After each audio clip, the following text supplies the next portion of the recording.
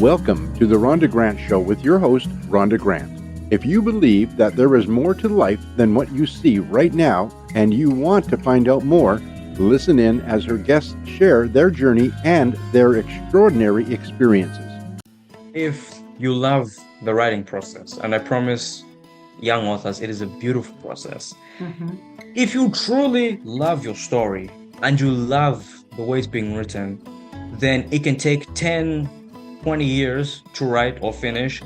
If you love the way you do it, then it won't matter how long you take. Digital Audio Health by Simatrax. Courting Your Soul with Rhonda Grant. I'd like to welcome to the show Yamikani Kafungu, author of Battle Cry. Welcome to the show, Yami. Thank you for having me, Ms. Grant. You're welcome, and you may call me Rhonda. I am so impressed with you. You are a very young author, and you have already written a book. Can you think back to a time when you first started to write? When I first started to write, it was probably about when I was 9 or 10.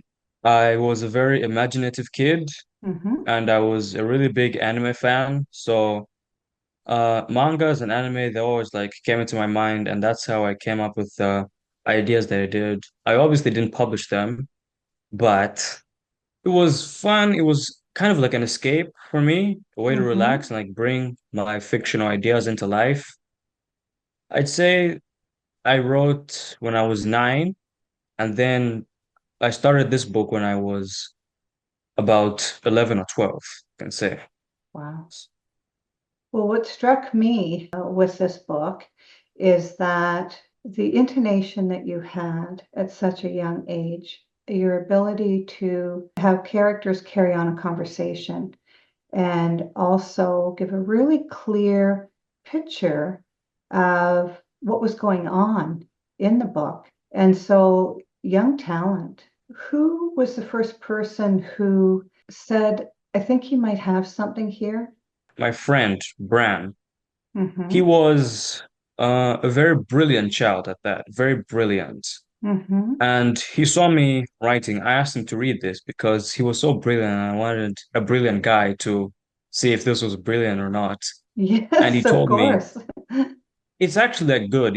He thinks I have an eye for this. And he said, you actually might have to publish this. I would encourage you to publish it. And over time, more and more of my peers and then my parents also said, this is good. You should publish. And then a couple of months later to a year, I'm sitting right here in front of you. So, yeah, a lot of encouragement from my peers and family.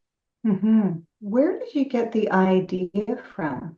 I am a huge history fan. I love history. And my mom loves movies, especially action movies. So I was learning about history and then my mom said, come, let's watch a movie. So I forgot what movie we had watched at the time, but I thought, oh, this is cool. And then I went back to doing something for a world history class in high school. And I thought, why don't I just like combine like a little bit of, medieval history and knights, and let me just like bring a little bit of action to this. And I was like, oh, this actually might be good. This is actually very interesting. And I kind of just dove in to this thing, and I kept watching more movies with my mom, and I kept diving in more than I needed to into learning about history and more of like the ancient wars and tactics that went on. And it just built so beautifully. I don't even know how to explain it anymore. Well, I mean, that imaginary process is a very difficult thing to describe. So you're in company with that. Tell me, did you ever dream about writing a book or content that you actually used in your book? Did you ever dream about it ahead of time? Dream in my sleep, no. Daydream all the time. It was Yes. like a constant thing I still do to this day because I just find it so fascinating that I'm willing to spend like almost hours thinking and then like writing and then playing around with different ideas. It's fun. I really enjoy this. I really do enjoy this. think that's all I can Have, say. yeah. So have you shared your writing in school at all? Yes, in eighth grade with a couple of my parents. All of them thought it was good. All of them had things to point out. I was always one to ask for advice or ask what you liked or how it could be better. It was a fun because it also made me a better writer, but it gave me a chance to interact with my friends on something that I quite enjoyed and something they actually didn't mind helping me on. And we had many amazing conversations about this and like so much was just enjoying, if I'm being honest. It Mm-hmm. was fun. Mm-hmm. So you've published your first book, and later on we'll talk about where people can purchase your book. Do Mhm. you have any dreams, or have you already begun a follow-up book to this book? Yes, there is a follow-up book because the last friend I shared this with was really upset at me for the way the Mm, book ended because he okay. thought it was a bit abrupt. There has to be It like a was. continuation. There has to be Yes. like a continuation. It can't just end like this because I have questions. What's gonna happen? And I was Mm-hmm. like, I actually have to keep going now because he was so upset at me and told me to keep going, and I was motivated to go again and keep going. Yeah, Mm-hmm. Yeah, because you might have a series on your hand here. maybe. Mm-hmm. So what does it feel like? I mean, you're a young student, you're a freshman, Hmm. and you also play some sports. Do you want to talk a Yes. little bit about that? I think we can, yes. Mm-hmm. So what sport are you in that you're enjoying? As of my freshman year, I was kind of caught up with my book, so I couldn't really like jump into sports, but I have done many. Two sports in particular that I enjoy doing are European football and track and field. Mm-hmm. I began track and field my sixth grade year when I was still back in Africa. And they did this thing where it was like, come outside, parents could come and see your children participate in these events. What particular events I was good at were the 200-meter dash. Huh? That was one I was very fond of. And high jump. I think I was good at that. Hurdles, I tried, but I never really continued. I think those two sports were one, and European football. Um, the biggest sport in my country is football, European football. And I have to say I fell in love um from an anime actually, not from actually watching the real thing. So like it was this certain anime, and then I actually went to the real thing that I started playing with my friend often. I tackled a lot of positions, but I prefer to be a goalkeeper because that feels the most comfortable with me. I Mm-hmm. love it actually. Uh, those are the only two sports I play. I might think about jumping out my comfort zone, but as for right now, I think I'll just stick to those two. Yes. Mm-hmm. So you talked about Africa there. You were born in Africa I lived there for 10 years, yes. for 10 years. Mm-hmm. And do you miss it? I mean, you're in the US now. You came to the US 4 years ago. Hmm. And do you miss Africa and their ways of life? Like, how is their ways of life different from what you're experiencing right now? I mean, if I'm being honest, Mm-hmm. I really do miss home. Maybe it's Yeah, because oh, I have a yeah. bias, but I love my home. The United States is a great country. Don't get me wrong. It is Mm-hmm. a beautiful, amazing country. But, you know, home just felt more I'm used to. Mm-hmm. The people are amazing. Uh, I experienced a lot of amazing things, a lot of amazing natural attractions. It was beautiful, I can say. I went to one of the best schools in my city, in Kana Mm-hmm. Trust School. That was the school I Mm-hmm. went to. It was an amazing school. I can remember all my teachers by name and what grade because it was just that memorable to me. I can Yes. remember most of my class by name because it stuck with me so much that Mm-hmm. I can say it was a beautiful place. I would love to go back. I would love to Mm-hmm. visit my family again. Yes, but to anyone who would like to go visit, I would very much encourage you to go visit, please. Mm-hmm. Beautiful.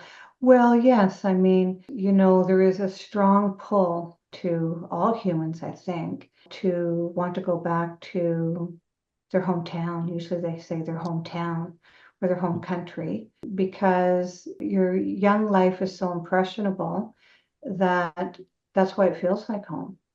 And it doesn't matter how many countries you live in and go to school, those formative years have a huge impression on the whole rest of your life. And so I love how candid you are about how much you loved and how much you remembered. And as you miss them, they probably really miss you as well. Thank you. So does your parents have any thoughts of you returning to your home country for a visit or anything like that in the near future? We plan to go August of 2025. We plan to go and see family again.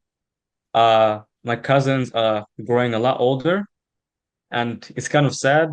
I'm not going to lie to you. It's kind of sad because when I left, they were small, and like now Mm-hmm. they're so big. It's kind of sad not being there, and like so I really want to go back and just see them and like just Yeah. be with them again because Mm-hmm. I just miss it a lot. Mm-hmm. Yeah, you feel that you've missed out on watching them grow up, right? Yes. Mm-hmm. So, what do you plan on doing with your life once you graduate? I mean, you need to graduate from high school, and then do you have thoughts of going on to education after that? As I'm being honest with you, I do not know yet.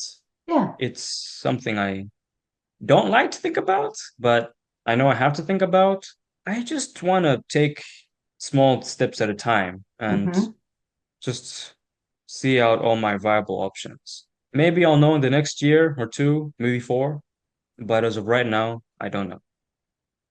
Mm-hmm. Well, the thing is just learning all the different things that you could do or be in the world, and already starting as a writer the way you are. I mean, we never know how these things will shape our destiny.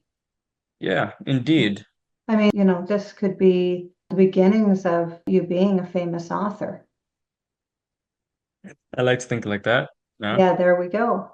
Yeah, because, there's not a lot of young people who would spend the time to write. And I mean, very young, you're very young, to spend the time to write, to have a confidence to share with their peers the work that they've done. I mean, that takes a lot of confidence. And so you're very serious about your work. You're very serious about your writing. And because people said, they didn't like it was the end of the book, they wanted to know more and what's going to happen next, which sort of gives you the inspiration to follow that up. And when you become quite a bit older and you look back, you're going to see how significant this really was in your life. Now, what was his name? Who was that said that to me? Like, you might not even remember who the person was, but it doesn't matter that you remember them or not. It matters that they help guide you to write your next book. Thanks Is for this that. correct? Yeah. Yes, it is. Yeah. And so, what do you have the name of your next book set out yet? I mean, the battle cry part is gonna stay. That's Mm-hmm. certain. I have options, but I feel I give out too much if I Oh, yeah. said it. So I think I'm just gonna keep my options to myself until the book is actually published. Yes, because this could go into a series. Mm-hmm. If you wanted it to, it could go into a series, or you could take a different turn, right? And Mm-hmm. and that's why people usually end up being interviewed after their first book, is because it also helps define or undefine where you're going to go next, right? Yeah. Yeah. You're listening to Rhonda Grant with Courting Your Soul. And today I have the great pleasure to be speaking with a young author, 14 years old, and he's already writing his second book, Yamikani Kafu. And can you let the audience know where they may purchase your book if they wanted to pick that up? My book, Valkyrie Descent into War, can Mm-hmm. be purchased at Amazon, Rise Republic, or Barnes& and Noble. Those are the three places where you'll find my book, I assume. I know of, yes. Mm-hmm. I want to tease a bit of my new book, the book Okay. that's going to come out later. Okay. So it's very entertaining. new characters, a lot of references and inspiration, and a little bit of, just a comedic but yet relatable rambunctiousness is going to be added to this book. So, everyone, please be excited. I might release it. Release date might be between January and March of 2025. Okay. Uh, so just be ready. Maybe it might be earlier, but yes. And also, I will give out more details on my social media. My Instagram is Connie3.16, all lowercase, no spaces, just Connie3.16, Kani 3.16. And just give me a follow and I might follow you back. And I'll try and keep all of you updated on my situation and how writing is going. Uh, yeah, so thank you for that. Yeah, that's wonderful. Okay. The listening audience, they're going to be wondering, how actually did you develop these characters that you have in this book? Okay, so I think it's best we start with the main character, Theo. Yeah. Yeah. Theo is an innocent child, an innocent 12-year-old.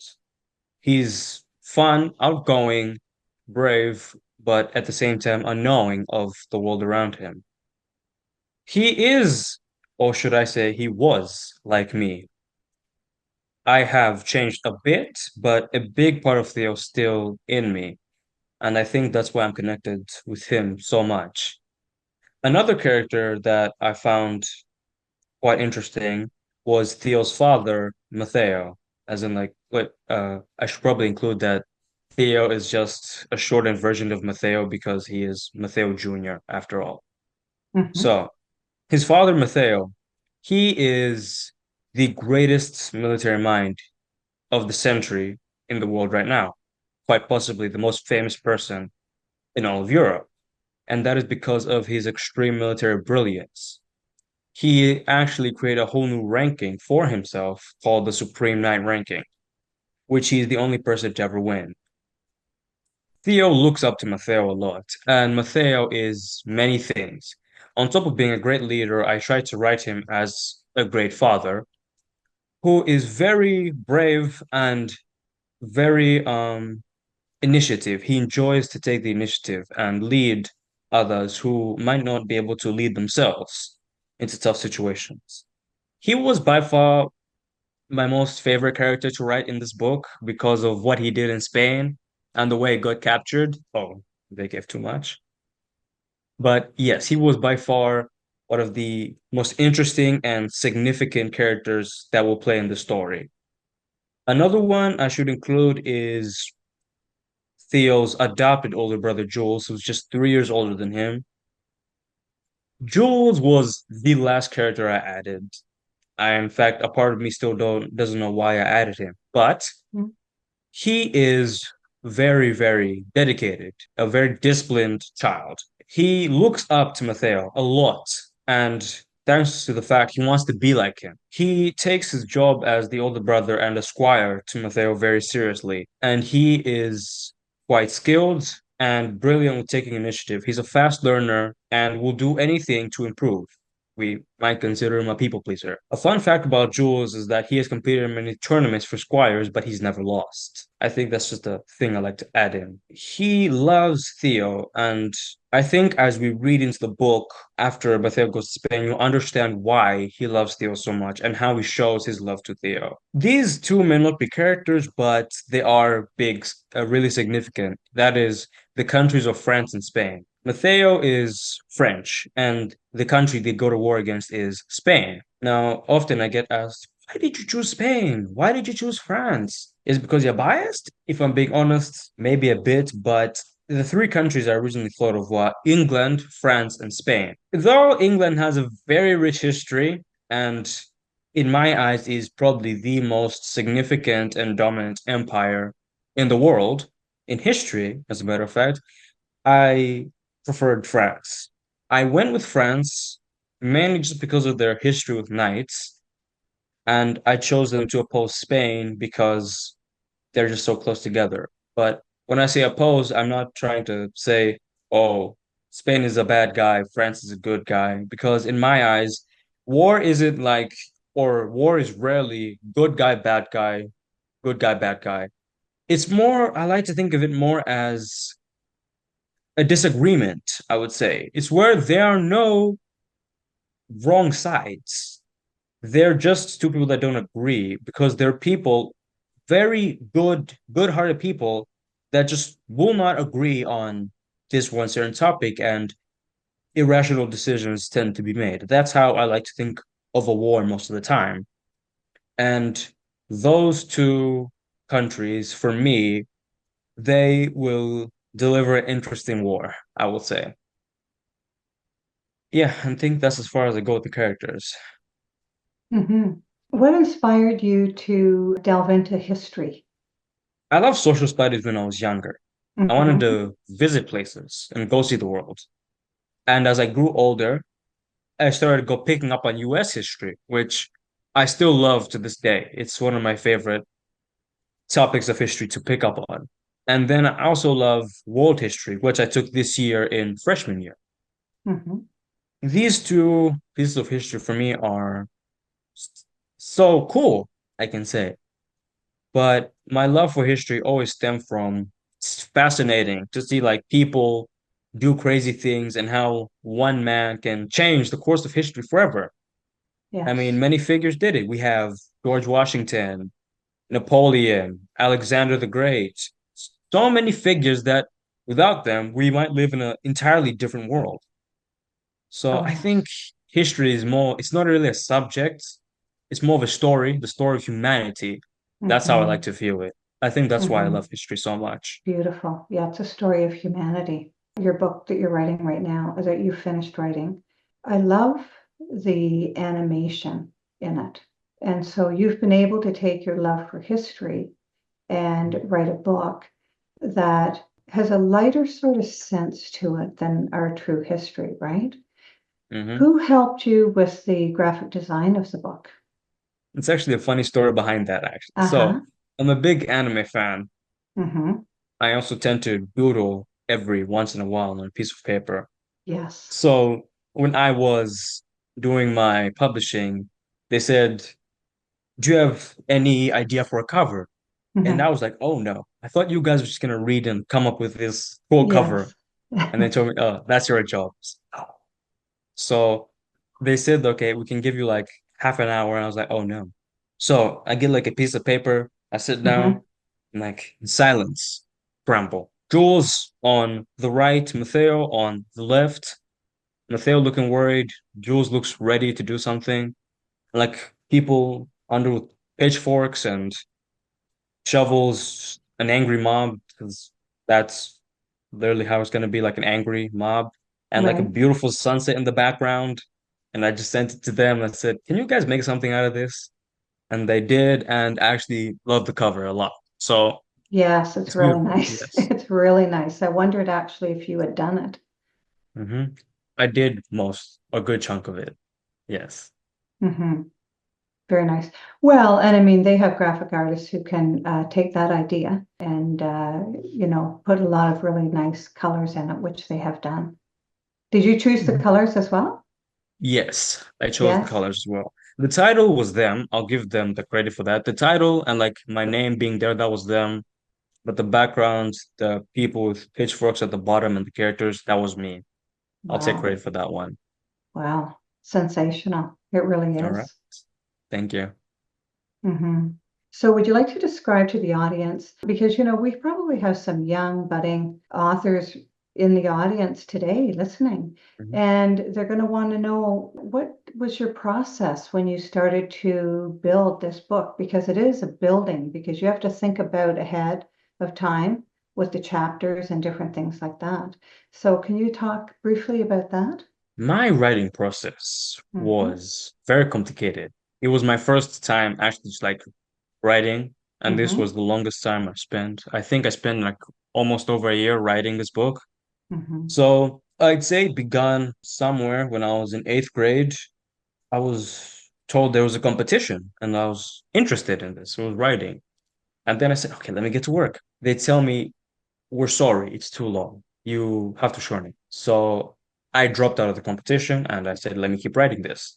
Mm. And it was very interesting because originally it happened in the Arabian Peninsula, and the original character's name was Muhammad Senior and Muhammad Junior, and it was going to be this all cool thing that took place like literally when the first civilizations were being made. Mm-hmm. And then I looked over it again, I read over it again myself, and I realized this is garbage. This is horrible. Oh no. I liked the base idea. I liked the Mm-hmm. basis of the book, but everything built upon was horrible. So I scrapped everything. I Mm-hmm. took that Word document and I removed everything from that Word document and I started afresh with the base idea. My Mm-hmm. friend Bran, who I said is brilliant, gave Yes. me the three countries, England, France, and Spain, and I chose France and Spain. And I began to build my story over that. And then once the story just kept unfolding, it was more beautiful. It was more structure. The characters had more depth in them. But Mm-hmm. then as I was Mm-hmm. going through, a crucial part I thought was names. I had to give them like a name that sticks out. I can't name everyone a really common name that almost everyone has because, it's going to be hard to pick out that specific person. So I want to give them a name that has rarity, but at the same time has meaning and significance. Mm-hmm. So I thought to Muhammad, and I was like, Muhammad, Muhammad, Muhammad. Oh, then I wanted to keep the M part, but I was thinking, what can I do? But then I thought back to my grandfather, actually, his name is Matthew, and he named three of his kids Matthew. And Mm-hmm. Matheo. And then I did some research, Matthew, and then gave Matheo just happened. And if you'll happen to notice, if you read into my book, you notice that the main character Theo is actually Matheo the Fourth, which came from my grandfather in his side of the family, then being four Matthews in my book there, four Matheos. And as the character went, as the story went on, it was interesting because I didn't want there to be a clear good, bad. I wanted that to be like a complexity of agree and disagree. I just I wanted it to have more depth than your classic black and white, which I'm not against a black and white story. I love The Lion King, very good black and white story, but I just felt I needed to add a little bit more complexity in the book. As I was entering my polishing phase, I thought to myself, oh, this is beautiful. And then I was like, let me just end this with a bang, an abrupt ending. Perfect. Because I thought, what if I want to write another one again? And then I Yeah. told myself, it's ended abruptly. And if people like it and want more, then we give them more. Perfect. So I ended it abruptly on purpose. I know some people think the ending was bad, but I just want people to know that it was on purpose and it just was beautiful, I can say. Yes. Mm-hmm. I think that was the And beauty of my writing process. Mhm. yeah, and so from the time you scrapped your original idea that was inspired by a competition coming up to when you started to write the way you wanted to write, basically, because I know with competitions you have rules. There's rules to in the competition that you have to follow, like how many words and different things like that. So how long did it take you to write your book from the time that new process started? Started in October. That's when the competition started. I scrapped everything by April. So from April to again October, so that's April, then those 4 months, Mhm. then September, 8 between 8 and 6 months. 8 and 6 That's months. when like the whole new thing came around. Mhm. Yeah, and I mean, a lot of people don't know how long it takes to write a book, and they think that's a long time. I know when I wrote my book, I had big aspirations to have it done by next month, right? And it took Hmm. me a year. It took me a year because just because of moving things around and really making it into a masterpiece, right? And so sometimes people will become discouraged if they think it's going to take them 6 months or 8 months to write a book. What would you say to them? If you love the writing process, and I promise young authors, it is a beautiful process. Hmm. If you truly love your story, and you love the way it's being written, then it can take 10, 20 years to write or finish. If you love the way you do it, then it won't matter how long you take. Yeah, that's a beautiful answer because you can lose yourself. And I don't mean like you lose all sense of time when you're involved in your book. And the fact that you've written a book and went to school, and I imagine you're quite a high achiever in school as well, if you're doing this on the side. So, you learn so much by being able to produce a body of work at your age and still being able to manage your school life and your friends and all of that. What advice would you give to young authors? The advice I would give to young authors, don't do it out of competitiveness. Don't do it for the Mhm. seeking of attention, fame. Don't do it even for money. If you really want to be happy with what you've done, then do it because you want to do it. Do it because you want to take the time out of your day to sit down and write. Take the time of your day to think. If you do it that way, then I promise you that it will be the best, one of the best moments in your life. Whether the book is really good or whether the book is really bad, if you really enjoy the process, then the book can be amazing. If you enjoy it, then it's amazing. That's the advice I can give others. Beautiful. Do you feel that you've been called to your journey, crafted it, or a bit of both?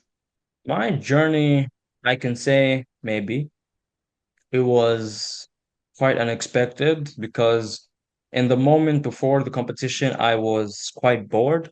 I wasn't doing a lot at the Mhm. time.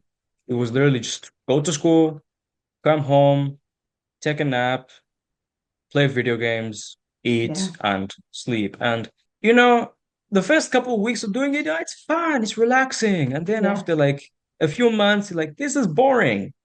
I wanted to do something. And then the competition came around and I thought, wait, let me enter, because what do I have to lose? It doesn't cost me anything. So, and then it just kept going. And I thought, wow, if the competition had really happened, I would still be coming back from school and just eating and playing video games and just sleeping all the time. And I thought, Mhm. this is actually pretty good. Yes. Mhm. And you're speaking to young adults who are doing just that, and they don't know what else to do. They might not think, oh, I could be writing a book instead of spending all this time with video games, right? Did you want to comment further on that? To those young adults who think they can't write a book, I'll give you an honest piece of advice from me. Hmm. I was not the biggest bookworm in the world. I was not a nosediver into books. I know people tend to think that authors are the biggest bookworms who have like hundreds of thousands of collections of books. But in my experience, I wasn't. I was not the biggest fan of reading. And it wasn't until I came to the United States that the librarian at my school said, how about you read this story? It's called The New Kid by Jerry Craft. And I thought, Mm. oh, maybe. So even though it's not like your traditional book, it was more of a graphic novel. I said, let me try this. Why not? I dove in and I related to the main character, Jordan, so much that I said, I'm going to read the other two books and I'm reading the third one right now. And then my mom said, why don't you read this book? Um, it's called The Judge's List by John Grisham. And I was like, Hmm. oh crap. And then like the main character, I think her name was Lacey. It's been a while since I read the book, but she inspired Matheo a lot. And so to those who think that I'm not meant to read, I'm gonna tell you from me, I wasn't the biggest bookworm. I know it sounds like I read a lot out of what I said, but really I don't read as much as people think I would read. And it just shows that you need imagination because all my work didn't come from books. Other came from anime, manga, real life experiences, real world events that count. You can get inspiration from almost everywhere in my eyes. So I would encourage open your laptop, pick up the pen, start writing. Even if you can only get like 5 sentences the first time, get those 5 sentences in. You can do another five in an hour or maybe stop for the week. That's what I did, and then do like half a page the next week. Just build your love for it. I promise you, it is an amazing process and just a way to let your mind unfold because you can see the beauty of imagination in it. Mm-hmm. Well, and I think that, as human beings, we all have an imagination. We all think up really neat things. But I think that when the youth and the adults as well are distracted all the time with social media and video games and all the sorts, we discard our imagination and we almost quit having imagination. But you are a very wise young man. For 14 years of age, you have a lot of really good, substantial advice for people who will be listening and wonder if they should spend time using what's in their imagination and putting it down on paper. So it's incredible, the advice that you give. It's just amazing. Thank you. What extraordinary discovery have you found in your life? In my life, well, I'll tell you, my life has been quite eventful, I can say. Mm-hmm. Leaving my beautiful home Mm-hmm. country, my friends, the people I knew, and just coming to the United States, that was a big move for me. And I thought to myself, how can I do this? I can't do this. I have too much connection back home to just let go. And when I came here, I thought, oh no. And I actually did try it for a couple of sports teams that I didn't end up making. And that was quite discouraging for Mm-hmm. me, especially seeing others who did. And it kind of left me in this state of fine. And quickly, as I know, I stopped enjoying going to church. I would find excuses to stop going to church. I was in the state of just existing for the purpose of existing. I was just there to be there. And when Mm-hmm. you live your life like that, it becomes null. Life feels meaningless. It's not until I actually started feeling something or started actually like trying to do new things that life gives itself meaning again. Mm-hmm. And then as I started writing my book again, I started going back to a new church and life just had more and more and more to offer. I feel happier than I was. I know it sounds, might I even say, cringy for the people of my age watching this, but I'm telling you, it is a beautiful thing. Just feel, give yourself a purpose, give yourself a reason. And I promise you, I know some things we do don't work out. It's hard to accept that, but if you just open your eyes to this beautiful horizon that is in front of us, you can do so much more. That is what I believe. So, have I been called to do this? Do I believe something has changed in me? Have I discovered something? I have discovered a whole secret side of myself that I didn't know. A side that wants to think deeper, wants to know more, wants to do more stuff. This side of me is just much more ambitious, I can say. And Mm-hmm. it's like, how can I describe it? It's like watching a flame burn. It's like lighting a forest or a campfire. It's like throw a little bit of lighter fluid and a match in there. It's like burns, and it's so beautiful to see and so beautiful to feel that I promise you, once I hope everyone can find what they found. I hope they find it what I found. I hope they can find it because this fire that burns is an experience that I believe every human being should experience at least once in their lifetime. Mm-hmm. Mhm. Well, that's just wonderful. Thank you so much.